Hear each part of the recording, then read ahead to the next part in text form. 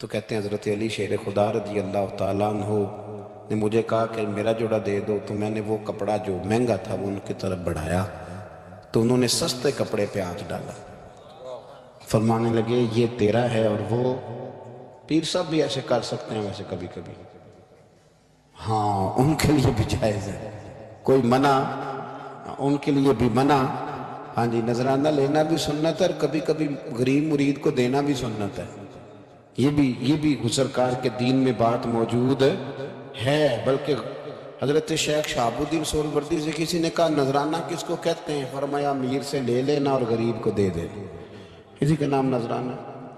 حضرت مولا علی شیر خدا کے اس غلام نے جب مہنگا جوڑا اپنے پاس دیکھا اور سستا حضرت علی کی طرف دیکھا تو اس نے ایک جملہ کہا، پھر حضرت علی نے جواب دیا، یہ ہے شیر خدا کی تعویل۔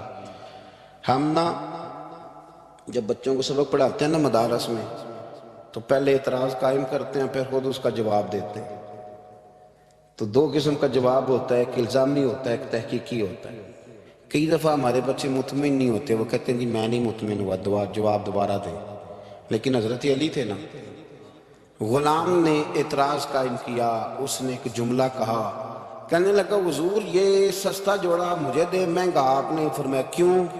کہنے لگا اس لیے کہ آپ آقا ہیں اور میں غلام ہوں۔ اب شیر خدا کا جواب سنے شیروں والا، فرمانے لگے نہیں میاں، مہنگا تو پہن اور سستا میں پہن۔ کہنے لگا کیوں؟ فرمانے لگے اس لیے کہ میں بوڑھا ہوں تو جوان ہے، میں بوڑھا ہوں تو جوان جو ہوتے ہیں وہ پہنے کپڑے اچھے اچھے مہنگے، میرا تو بڑھاپا ہے۔